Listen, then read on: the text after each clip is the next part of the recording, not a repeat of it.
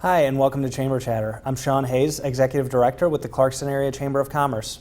And I'm Emily Ford, the 2019 President of the Clarkston Area Chamber of Commerce. We're here today with a few different members of ours that are supporting the community in different ways this month, including Genesis Credit Union, Esther's Children, and Red Cross. So first today we have Jerry McElrath. He is with Genesis Credit Union. Jerry, thank you for being here today. Thank you. Could you tell us a little bit about your role with the company? My role as a Senior Vice President is basically overseeing our contact center, our branch delivery. We have 31 branches, training areas under me, and I'm sure I'm forgetting something else. Sure. Can you tell us how many locations you have in and around Clarkston We specifically? have two in Clarkston. We have the one at Deer Lake Road and Dixie Highway. We've been there since 2005, but prior to that in a retail location since 1995. And we opened up a branch February of 2018 on Sashabaw Road. Nice. Right next to the Starbucks. Perfect. So Genesis is involved in a few different events that the Clarkston Chamber puts on. The one we were talking about this past month was the food truck rally, which was very successful, had several thousand people there. Can you tell us what it was about that event that your team wanted to be involved in? Well, again, it's just another opportunity for us to be committed to a community and supporting and promoting volunteering. That's just who we are, and the opportunity to mingle with that many people. And many times when we get involved in those, we are looking for ancillary activities that might be happening, and that could be kids areas or whatever, so our volunteers will jump in and get involved in that, and we enjoy it. Good. That's who we are. We appreciate you supporting our community so much. And are there any other upcoming events that you could tell us about that you're involved in?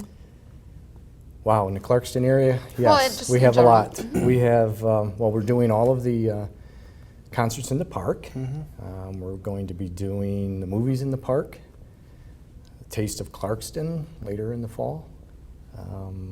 I believe that we were just saying the golf outing on Monday too. Golf correct? outing. I'm thinking of tons of trucks out at Clinton Wood Park in August, and the Friendly Forest as well in Clinton Wood Park. Nice. And I know for concerts, we've got 6 of those dates coming up, and you guys are the ice cream sponsor, so you'll Usually actually have staff scooping at that Scooping event that as hard well. ice cream at times and taking in the money and enjoying that as well. Yeah, it's a fun time for everybody in the It sure community, is. for sure. Thank you for being such an ardent supporter of our chamber and our community. We appreciate it. Well, you're so welcome. We enjoy it. It's where we are, so it's part of supporting our community here. Thank you. Thanks. Thanks for being here, Jerry. You're welcome. Thank you for having me. Next up today, we are here with Emily and Jennifer Sutherland with Esther's Children. They are our featured nonprofit of the month. Thank you, Emily and Jennifer, both for being here today. Yes, thanks for having us. Yes, glad to. So why don't you tell us a little bit, what's the mission of your organization? Yeah, so Esther's is an organization that we actually started back in 2007, and our whole vision is fighting in the area of human trafficking, and our real goal and mission in that is focusing on the preventative side of it and creating programs for women and children that are victims of exploitation or very high risk of being exploited or even getting involved in trafficking, and so creating programs for them to help prevent that from becoming a lifestyle for them. Could you tell us a little bit more about how you started your organization and how it came about? Sure. We went on an outreach to Recife, Brazil in 2001, and we worked with a population of exploited girls, and we saw a situation where they were literally being born and raised into street life and being exploited. And that evolved into us starting the work that we did in Brazil over these last many years. And here we were more advocating and teaching people about the issues of trafficking and what exactly does that mean. And we've really felt over the last 3 years, as the need has really increased here, in not just in the Clarkston area, but really in Michigan as a whole and in our country, that we want to do something more here. So our work is continuing in Brazil, and we have a program where girls come for half of the day and they attend school the other half of the day. We work with their families. And we have a micro business program, which we are promoting that here and selling items that are made by the moms who have completed the micro business training, mostly kitchen textiles. And we also have an international exchange program, and we have a young lady who is internship with us this summer, and she has been a student at Moody for the last 2 years and 1 year at Rochester College.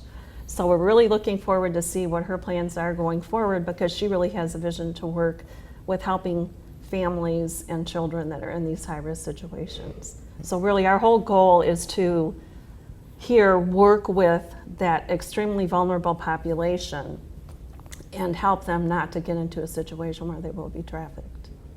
Wow. Okay. Wow. So you guys are hosting a ribbon cutting coming up on June 13th at your office on Dixie Highway. Are you fairly new to the Clarkston community? We're personally not new to the Clarkston community. I've been grown up here my whole life, and my parents moved here when I was real young. But for the organization, like Emily said, we have been around in the community doing different sort of advocacy, but doing actual hands-on work. We're new to the community here, and our whole goal for this is really going to be targeting teenage girls that are aging out of the foster care system and helping to create programs for them, to advocate for them, to help them find a way that once they do age out of that program, that they're not just left out on their own without any kind of support system or really any tools, life skills or anything like that to really become successful adults. So we really want to create programs to help them at our office here in Clarkston, and we're really excited about that, and just really excited about the community support that we already feel in Clarkston. And that's one thing that, growing up here my whole life, it's been really a privilege to see how much this community really invests in other people here and really support one another. So we're really excited about that opportunity. If someone were interested in contributing to your organization or becoming involved, how might they go about that? Yep, so we have, as Shaw mentioned, we have our ribbon cutting ceremony this Thursday from 4 to 8, and the ribbon cutting will be at 4:30, and we're going to be having an open house from 4 to 8 there, so feel free to come on and stop by. I think the information about that's on the Chamber website, or you can also find that on our website. And we do have a golf outing coming up on July 29th at Windgate in Rochester. So it's a great opportunity to get involved and to come support the organization. And then a few other things that Emily wanted to share about. We'll be participating in the concerts in the park Great. on the 21st. 21st? Yeah. Okay.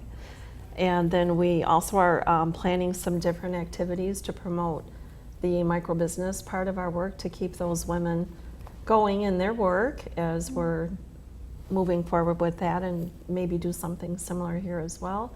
And we're going to participate in the Lavender Festival in Imlay City. We're hoping to participate in the Art in the Park here in Clarkston in September, so we're in the process of getting ready to do that, and several other things that we're planning. They're just not confirmed yet. And we'll definitely have a lot of opportunities with starting this program here for people to come and volunteer. I think what we're going to be starting with is teaching sewing classes to the women that we want to work with. And so if anybody is a sewer or really wants to know more about that, please come. We need lots of volunteers to make all of this happen. So. Wonderful. We're glad to have you as part of the community. Yeah, we're really, Thank you. really happy to be a part of it. Yeah, thanks Thank again you. for being here today. Thank Thanks so you. much. All right, and next we are going to go to our light bulb moment of the month with Washington Management and Red Cross.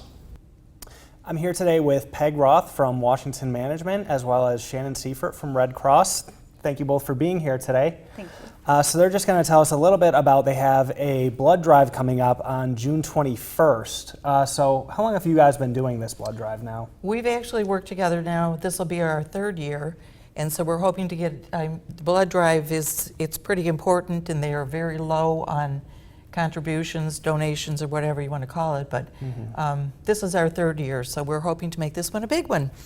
Yeah, we have worked together. Yes, it's very successful when we can bring the community together. Our mission at the Red Cross is to prevent human suffering, and we do that through disaster services, and our number one is we also do that through making sure we have an adequate blood supply. And doing so, our hospitals, working with our hospitals, they've asked us when we set up blood drives to project what we may be bringing to them so they can plan surgeries ahead of time. The hospitals and doctors' first line of defense is having that blood supply on hand. And if you don't get enough, they actually have to cancel some of the surgeries as a result. That does happen. Summertime is one of our hardest times too as well, because the schools are 20% of our blood supply. So when school's out, we are also trying to pick up extra blood drives and finding different areas for collection because we do not have the 20% from the schools. Okay. So I was telling you guys a little bit beforehand, I've signed up for the blood drive now. This will be my first time. Thank you. giving blood. So what is something that people should know if they're a first-time blood donor? Some tips before showing up. Definitely. It is very important to eat a good, healthy meal and to stay hydrated. And sometimes people have to work a few weeks out before giving blood. I am allergic to iron supplements, for example, so I have to do pretty much all my iron intake through foods. And how I do that is just think green veggies, make sure you have good iron supplement type foods. You want to have like the cream of wheat, and hydration is important. Caffeine will dehydrate your body, so you want to make sure that H2O is the best. Doesn't water actually make your blood run even faster? The more hydrated you are, the more to the surface your vein is and ready to go. So it's also easier to find your vein when you're hydrated. But yes, your blood flow does work much better. Some people do race and say, hey, I'm done in 6 minutes, but average time is about 10 minutes.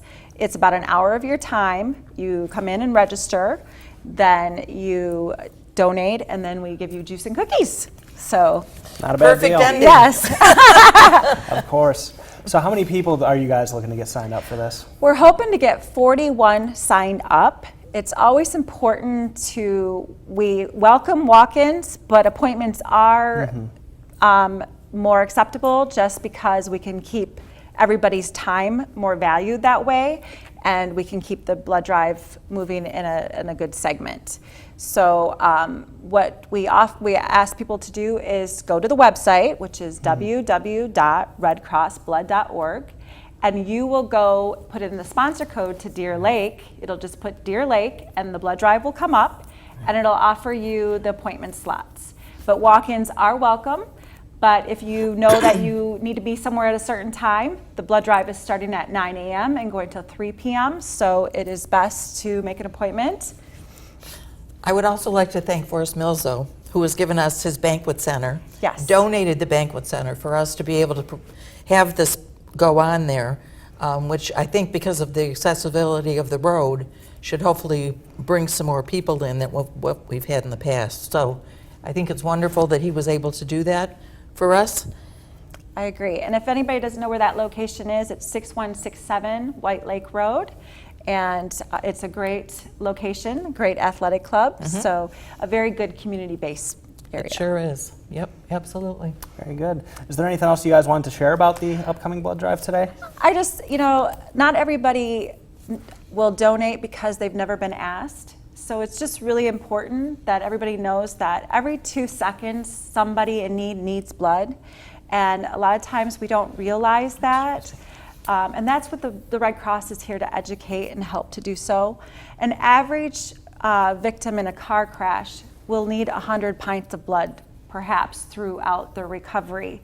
Each person is made up of 12 pints of blood, and we can give 1 pint every 56 days. So when you think in base of 100 pints for one person, and it's something we can't manufacture in a lab, that's crucial. So we appreciate the community's help at all times. Thank you. Thank you. It's Thank a you, Shannon. fantastic event, and glad it's something we have part of our community. And thank you for the chamber, too, to support this. Oh, absolutely. I mean, that's really important that you put it on the website, and very, very important that we work together as a community. Definitely. Thank Very you glad so to put it much. out there. Appreciate your Welcome. support. Maritime Tax and Accounting Services is now hiring an administrative assistant. This position is responsible for office organization, assisting clients, and assembling and distributing client documents. Please submit resumes to customer service at maritimeincometax.com or fax to 248-623-1911. Brioni Cafe and Deli is hiring a full-time or part-time kitchen help and cashier. Apply in-store or call 248-625-6181.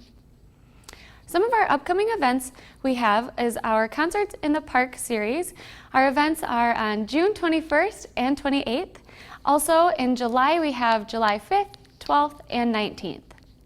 Immediately following the last concert in the park, we will start our inaugural Movies in the Park on July 19th. Thank you for tuning in to Chamber Chatter. We'll see you next time.